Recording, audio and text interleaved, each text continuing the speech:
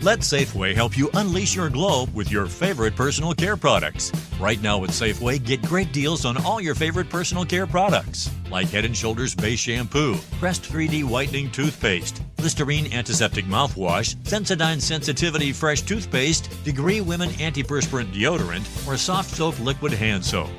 Visit Safeway.com or head into your local Safeway store for more deals and specific details. This is the Epilogue Audio Experience. बच्चों, आपको picnic पर जाना अच्छा लगता है ना?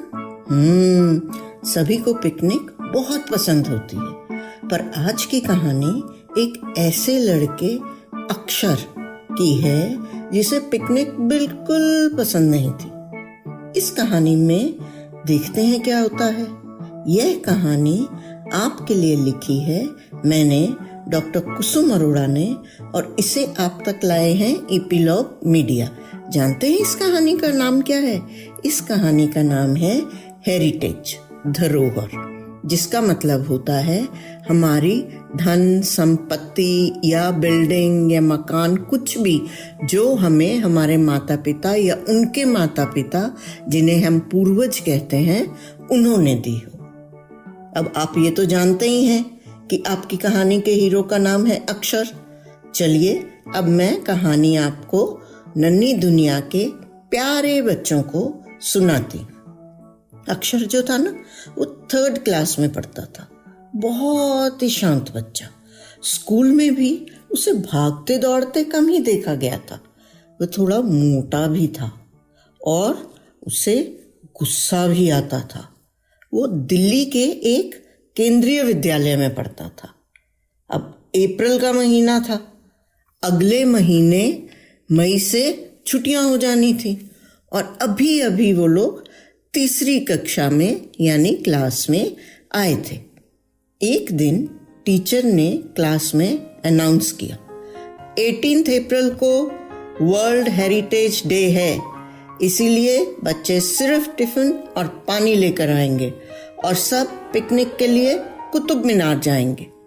सारे क्लास के बच्चे उछल पड़े। सबको पिकनिक बहुत पसंद है, पर अक्षर बिल्कुल खुश नहीं हुआ। घर पहुंचते ही उसने ऐलान कर दिया, मैं 18 अप्रैल को स्कूल की छुट्टी करूंगा। उसे कंप्यूटर पर सारा दिन गेम खेलना बहुत पसंद था, इसीलिए उसे चश्मा भी पहनना पड़ता था और मम्मी पापा से खूब डांट भी खानी पड़ती थी। पर उसकी मम्मी ने पूछ लिया, क्यों नहीं जाना पिकनिक पर कुतुब मीनार? क्योंकि उन्होंने तो स्कूल की डायरी पढ़ ली थी। आप भी स्कूल की डायरी में अपनी सारी एक्टिविटीज लिखते हैं ना?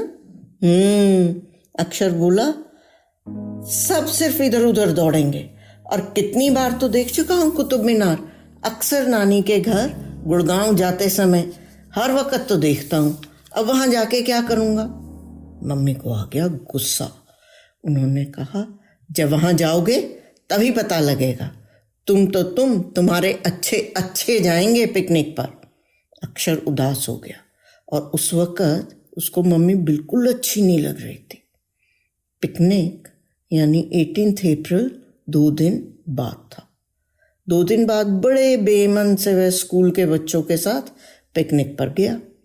उसे वहां पहुंचकर पता लगा कि कुतुब मीनार दुनिया की सबसे ऊंची मीनार थी उस समय की, और इसे कैसे बनाया गया, उस पर लिखी हुई शब्दों यानी वर्ड्स की बनावट नीचे से लेकर ऊपर तक सब एक साइज में दिखते हैं। और वो बनावट पता है कैसे है कि उसके जो वर्ड्स हैं उनको उसकी हाइट के हिसाब से प्रोपोर्शनेटली बड़ा करते चले गए हैं, ताकि जो शब्द आपको जिस साइज का नीचे दिखता है वही शब्द उतना ही बड़ा ऊपर भी नजर आता है।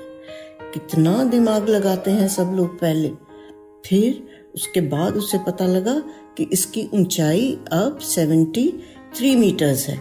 इसे कुतुबुद्दीन ऐबक ने 1193 में लाल पत्थर से बनाया था। लाल पत्थर दिल्ली में तो मिलता नहीं है, तो इतना सारा लाल पत्थर कहाँ से लेकर आया, और इतनी ऊंची मीनार वो उसने कैसे बगैर क्रेन के बना दी। और तो और वहां पर एक लोहे का पिलर भी था जिसको इतने 100 सालों बाद भी अभी तक जंग नहीं लगा था, मतलब वो लोहे का होने के बावजूद रस्ट नहीं खाया था उसने। और लोग उसे पीठ ठिकाकर पीछे हाथ मिलाकर देख रहे थे और कह रहे थे जिसके भी हाथ मिलेंगे वह राजा बनेगा। अक्षर हैरान हो गया, भागा भागा टीचर के पास गया और पूछा, अब तो राजा नहीं है तो? मैम ने बताया कि ये पुरानी बात है, आजकल कोई भी आदमी जो उसके हाथ मिलेंगे वो जरूर एक बड़ा आदमी बनेगा और बड़े बड़े काम करेगा। अक्षर बहुत खुश हुआ, उसको नई नई जानकारी मिल रही थी। फिर सब जब बस में बैठ गए और ड्राइवर ने बस स्टार्ट कर दी, तब टीचर ने सबको चुप करने के लिए कहा और हाथ में माइक उठाकर अनाउंसमेंट शुरू की। आज 18 अप्रैल को वर्ल्ड हेरिटेज डे है। इस दिन सारी दुनिया में हमारे मॉन्यूमेंट्स, हमारी इमारतें, मंदिरों, महलों वगैरह को संभाल कर रखने के लिए मनाया जाता है। और इन सब हेरिटेज बिल्डिंग्स से हमें पता लगता है कि हमारे पूर्वज मतलब पुराने लोग कैसे रहते थे, उन्हें क्या पसंद था, उन्हें क्या कुछ आता था, उन्होंने कितनी उन्नति मतलब प्रोग्रेस करी थी और हमने उनके आगे से क्या क्या प्रोग्रेस करी है। इसे यूनेस्को ने 1982 में एक संस्था द्वारा स्थापित मतलब बनाया था। एक दूसरे बच्चे ने झट से हाथ खड़ा किया और पूछा, मैम संस्था क्या होता है?